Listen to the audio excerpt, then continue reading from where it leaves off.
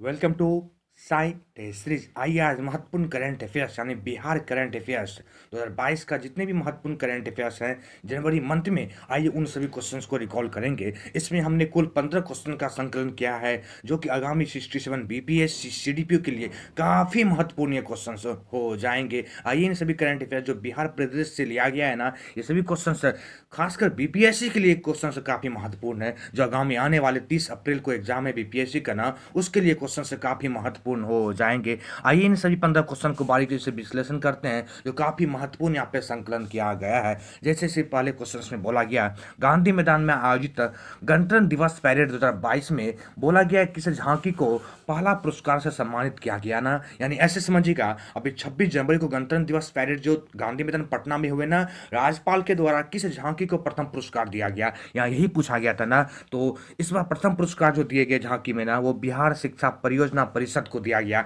यानी शिक्षा विभाग को दिया गया। शिक्षा विभाग, सिंपल से याद रखना है कि इस बार प्रथम जो पुरस्कार दिए गए झांकी का वो शिक्षा विभाग को दिया गया है। द्वितीय विभाग का भी पूछे, द्वितीय स्थान किसको दिया गया झांकी में ना, तो उद्योग विभाग को दिया गया है। उद्योग विभाग को इस बार दूसरा स्थान दिया गया।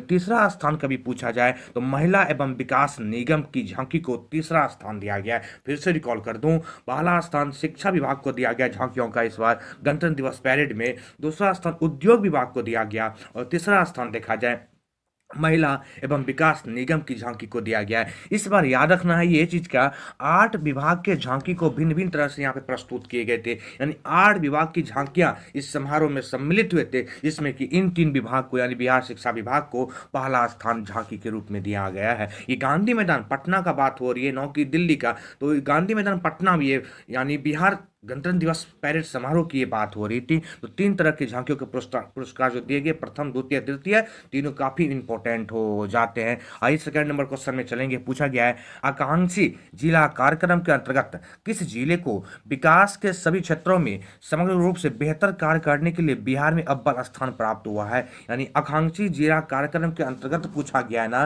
बिहार का वैसा कौन सा जिला जो बोला गया है समग्र रूप से बेहतर कार्य करने के लिए अव्वल स्थान प्राप्त हुआ है, वो खगड़िया जिला है। वो खगड़िया जिला है, काफी इंपॉर्टेंट हो जाते हैं। सबसे पहले ऐसे समझते हैं, ये आकांक्षी जिला कार्यक्रम जो है ना, ये नीति आयोग के द्वारा जारी किए जाते हैं। ये नीति आयोग के द्वारा जारी किए जाते हैं। पहली बार आकांक्षी जिला कार्यक्रम की शुरुआत देखा जाए 2018 ईस्वी में किया गया था। 2018 ईस्वी में पहली बार नीति आयोग ने भिन्न भिन्न राज्यों से कुछ कुछ ऐसे जिले उनको सेलेक्ट किया जाता है और इन्हीं सभी जिलों में आकांक्षी जिला कार्यक्रम के रूप में देखा जाए तो रैंकिंग जारी की जाती है। इस बार देखा जाए तो बिहार से 13 जिलों को इसमें सम्मिलित किया गया था। बिहार से कुल 13 जिलों को इसमें सम्मिलित किया गया था और बिहार में पूछा गया है, यानी बेहतर समग्र रूप से कार्य करने में कौन सा इस 13 जिला में अव्वल आ गया ना, ये खगड़िया जिला है। खगड़िया जिला है, यानी भारत के भिन्न भिन्न राज्य के भिन्न भिन्न जिलों को यहाँ पे संकलन किए जाते हैं, यानी भिन्न भिन्न जिलों का यहाँ पे कलेक्शन किए जाते हैं, जिसमें बिहार के 13 जिले आकांक्षी जिला कार्यक्रम में शामिल थे, जिसमें खगड़िया जिला को प्रथम स्थान प्राप्त हुआ है। आइए जानेंगे इसके बारे में, कुछ बातें बहुत ही इंपॉर्टेंट हो जाते हैं। जैसे देखा जाए ये खगड़िया जिला प्रथम स्थान प्राप्त हुआ ना, तो इन्हें केंद्र सरकार के द्वारा देखा जाए 10 करोड़ रुपए की पुरस्कार के रूप में इन्हें दिया जाएगा और जिले को आगे बढ़ाने का और यहाँ पे कार्य किए जाएंगे। और दूसरे स्थान पे जमुई को और तीसरे स्थान पे पूर्णिया को बिहार में स्थान दिया गया है। तो प्रथम स्थान पे आकांक्षी जिला कार्यक्रम में याद रखनी है कि खगड़िया जिले को प्रथम स्थान प्राप्त हो गया है। आइए 3 नंबर क्वेश्चन में चलेंगे। काफी इंपॉर्टेंट पूछा गया, बोला गया है बिहार सरकार के शिक्षा विभाग ने उच्च शिक्षा निर्देशक, काफी इंपॉर्टेंट है, उच्च शिक्षा निर्देशक के पद पर किसकी नियुक्ति की ना, डॉक्टर रेखा कुमारी की नियुक्ति कर दिया। यानी बिहार में शिक्षा विभाग की देखा जाए तो उच्च शिक्षा निर्देशक के रूप में जो नियुक्त कर दिए गए वो डॉक्टर रेखा कुमारी इस पे पदस्थापित हो गई है। यानी ऐसे समझिएगा डॉक्टर रेखा कुमारी जो है ना, इसका ये दूसरा कार्यकाल होगा। इसके पहले भी यह शिक्षा विभाग के उच्च शिक्षा निर्देशक के पोस्ट पर विराजमान थी डॉक्टर रेखा कुमारी। यह देखा जाए तो 16 दिसंबर 2021 को ये ये इस पोस्ट पे जो पहला इनका कार्यकाल था ना, उस पोस्ट से 16 दिसंबर 2021 को ये इनकी पदस्थापित हो गए थे, यानी इनकी सेवानिवृत्ति हो गए थे। फिर से इन्हें देखा जाए, फिर से इन्हें इस पोस्ट पे विराजमान किया गया, यानी फिर से इन्हें इस पोस्ट पे नियुक्ति कर दिया गया, जिनका कार्यकाल देखा जाए अब से, यानी 16 दिसंबर 2021 को पहला कार्यकाल इन्होंने पूरा कर दिया था, फिर से इनकी नियुक्ति कर दी गई। अब इनका कार्यकाल 3 वर्षों का होगा। तो याद रखना, डॉक्टर रेखा कुमारी। डॉक्टर रेखा कुमारी बिहार सरकार के शिक्षा विभाग में उच्च शिक्षा निर्देशक के पोस्ट पर फिर से नियुक्त कर दी गई, डॉक्टर रेखा कुमारी। आइए आगे चलेंगे। बिहार के किस अर्थशास्त्री को मरणोपरांत पद्मश्री पुरस्कार 2022 से सम्मानित किया गया ना? अभी आपने देखा होगा, लगभग पद्म पुरस्कार देने की घोषणा कर दी गई। 3 व्यक्तियों को बिहार से भी पद्म पुरस्कार दिए गए हैं। तो यहाँ पूछा गया था अर्थशास्त्री मरणोपरांत पुरस्कार दिए गए ना, तो इस बार एक पॉइंट याद रखनी है कि कुल देखा जाए 13 ऐसे व्यक्ति थे, यानी 13 ऐसे हस्ती थे जिन्हें इस बार मरणोपरांत पद्म पुरस्कार से सम्मानित किया गया है। तो बिहार से इसमें एक व्यक्ति जिनको मरणोपरांत दिया गया था ना, डॉक्टर सेवाल गुप्ता थे। डॉक्टर सेवाल गुप्ता को इस बार मरणोपरांत पुरस्कार, वो भी साहित्य में दिया गया, यानी अर्थशास्त्र के क्षेत्र में दिए गए, काफी महत्वपूर्ण हो जाते हैं। और भी यानी बिहार से 3 व्यक्तियों को, 3 हस्तियों को इस बार देखा जाए पद्म पुरस्कार से सम्मानित किया गया, जिसमें डॉक्टर सेवाल गुप्ता भी सम्मिलित हैं। आइए आगे चलेंगे। बोला गया है बिहार कोटे से किस व्यक्ति को सामाजिक कार्य के लिए पद्मश्री, फिर से पद्मश्री पूछे गए ना, पद्मश्री पुरस्कार 2022 से सम्मानित किया गया। ये आचार्य चंदना जी हैं, आचार्य चंदना जी। इन्हें देखा जाए सामाजिक कार्य के लिए पद्मश्री पुरस्कार से सम्मानित किया गया। आइए थोड़ा इनके बारे में बात करते हैं। इनका जन्म देखा जाए 26 जनवरी 1937 में, 1937 में ही इनका जन्म महाराष्ट्र में हुआ था, महाराष्ट्र में। लेकिन ये बिहार में आके राजगीर में ये आचार्य बन गए, यानी ये जैन धर्म को अपना लिया। और जैन धर्म को अपनाने के, जब ये जैन धर्म को अपना रहे थे ना, उसमें इनकी आयु मात्र 14 वर्ष की थी, और बिहार में आके जैन धर्म को इन्होंने अपना लिया। और देखा जाए ये बिहार में पहली बार 1987 में बिहार में पहली बार ये जैन धर्म के आचार्य के रूप में उपाधि प्राप्त किए, डॉक्टर चंदना जी, जिन्हें इस बार देखा जाए केंद्र सरकार के द्वारा पद्मश्री पुरस्कार से सम्मानित किया गया है। काफी इंपॉर्टेंट हो जाते हैं। आइए 6 नंबर क्वेश्चन में चलेंगे। पूछा गया बिहार के वैशाली जिले, काफी इंपॉर्टेंट है, जन्मे और टोक्यो पैरा ओलंपिक 2020 में देश के लिए गोल्ड जीतने वाले प्रमोद भगत को राजकोटे से पद्मश्री पुरस्कार दिया गया। ये किस बोला गया, किस राजकोटे से पद्म पुरस्कार दिया गया ना? ये उड़ीसा के दिए गए। इस क्वेश्चन को ऐसे समझा जाए, यहाँ पे 2020 लिखा हुआ है ना, यानी टोक्यो पैरा ओलंपिक 2020 का 21 में हुआ है, इन्हें ये समझिएगा, इसीलिए यहाँ पे 20 लिखा हुआ है।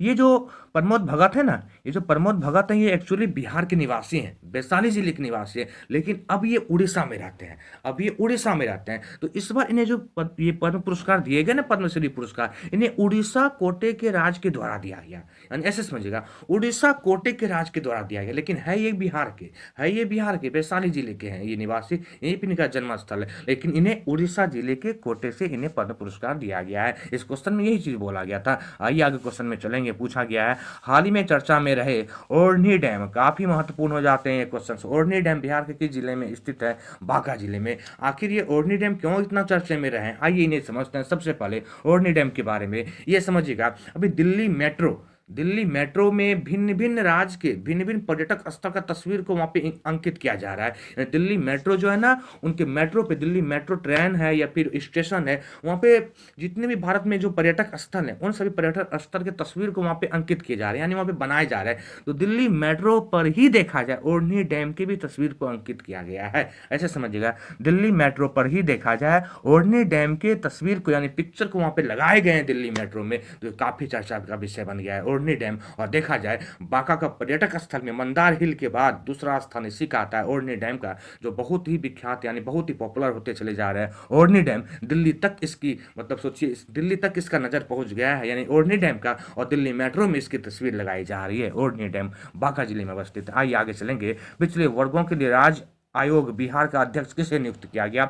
संजय कुमार को नियुक्त किए गए, यानी पिछड़े वर्ग के लिए राज्य आयोग बिहार का अध्यक्ष नियुक्त किया गया, ये संजय कुमार को किए गए, काफी इंपॉर्टेंट हो जाते हैं ये संजय कुमार। देखा जाए पूर्व न्यायाधीश जाने जाते हैं, जिनकी नियुक्ति इस बार 5 जनवरी 2022 को कर दिया गया। इन्हें पिछड़ा वर्ग आयोग के अध्यक्ष के रूप में नियुक्त कर दिए गए। ये संजय कुमार पूर्व न्यायाधीश, जिनकी नियुक्ति 5 जनवरी 2022 को किए गए हैं। काफी महत्वपूर्ण क्वेश्चन हो जाते हैं। आइए आगे क्वेश्चन में चलेंगे। 9 नंबर क्वेश्चन में पूछा गया है वाल्मीकि टाइगर रिजर्व में वर्ष 2020-21 में बाघिन की गणना के लिए लगाए गए कैमरे ट्रैप में कितने बाघ और कितने शावक होने की पुष्टि वन प्रशासन ने किया है? यानी वाल्मीकि टाइगर रिजर्व है ना, बोला गया इसमें कितने बाघ और कितने शावक वर्तमान में है ना, तो 5 बाघ और 8 शावक। अभी आपने एक चीज सुना होगा कि एक शावक का यानी एक बाघिन का देहांत हो गया। उन्होंने 20 शावकों को उन्होंने जन्म दिया था। वो बहुत ही ओल्ड यानी बूढ़ी हो गई थी शावक का यानी बाघिन, उनका भी हाल ही में देहांत हुआ, यहीं से थे। वाल्मीकि काफी इंपॉर्टेंट हो जाते हैं, वो 20 शावकों को जन्म भी दिया था।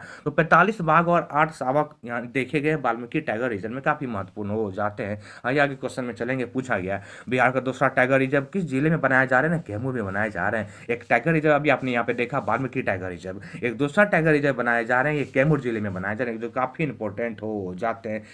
कैमूर जिला इस बार 67 बीपीएससी के लिए देखा जाए ना, ये क्वेश्चन से काफी हाईलाइटेड हो जाते हैं, क्योंकि ये बहुत ही इंपॉर्टेंट क्वेश्चन है कि बिहार का दूसरा टाइगर रिजर्व किस जिले में बनाए जा रहे हैं? तो कैमूर जिले में बनाए जा रहे हैं। आइए 11 नंबर क्वेश्चन में चलेंगे। पूछा गया है, बोला गया है बिहार के किस जिले में स्थित मंदार पर्वत, काफी इंपॉर्टेंट, को मोर अभ्यारण्य क्षेत्र बनाने की घोषणा की जा रही है। मंदार पर्वत, आइए इनके बारे में थोड़ी बातें करते हैं। सबसे पहले बिहार का प्रथम स्थान यदि पर्यटक में देखा जाए राजगीर है, दूसरा स्थान देखा जाए तो मंदार पर्वत, ये बहुत सी प्रखंड में अवस्थित है।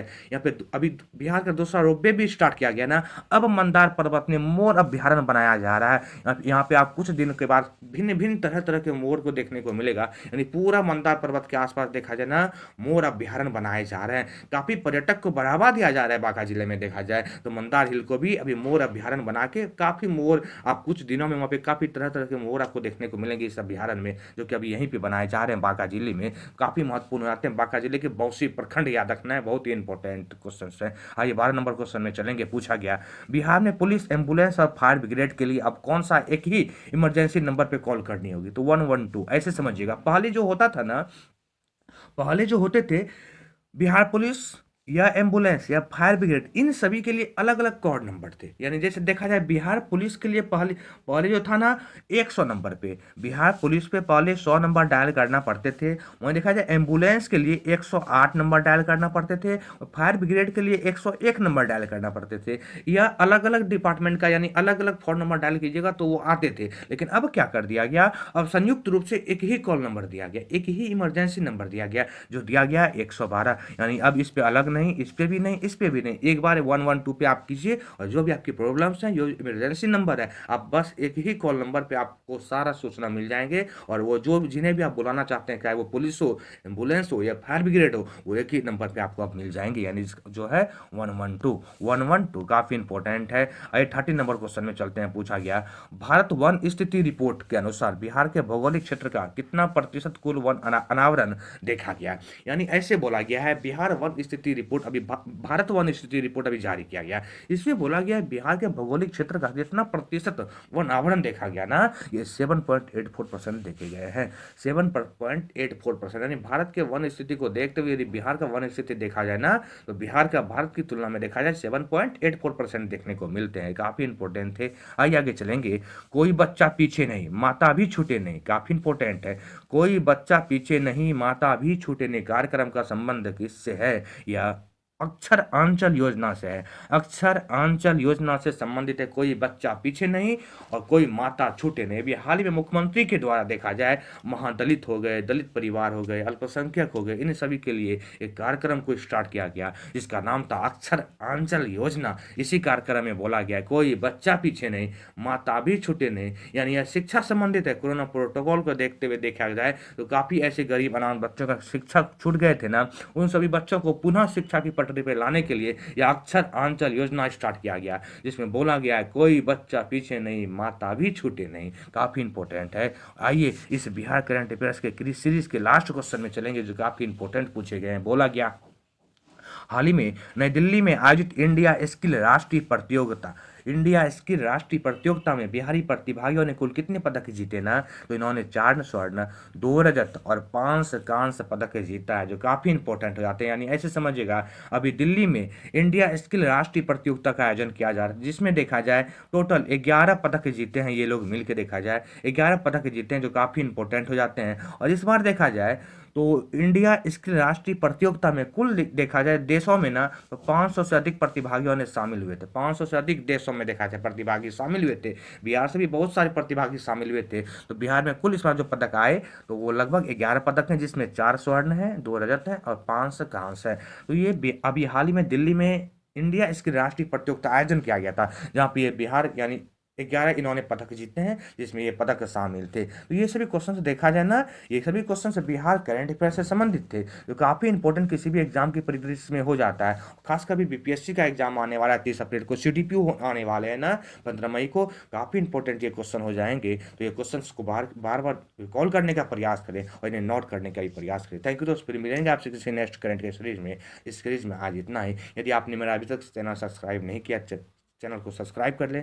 यदि आपको वीडियो पसंद हो, अभी लाइक भी करें और शेयर और कमेंट भी करने का प्रयास करें। थैंक यू, फिर मिलते हैं नेक्स्ट करंट के सीरीज में। Bye bye.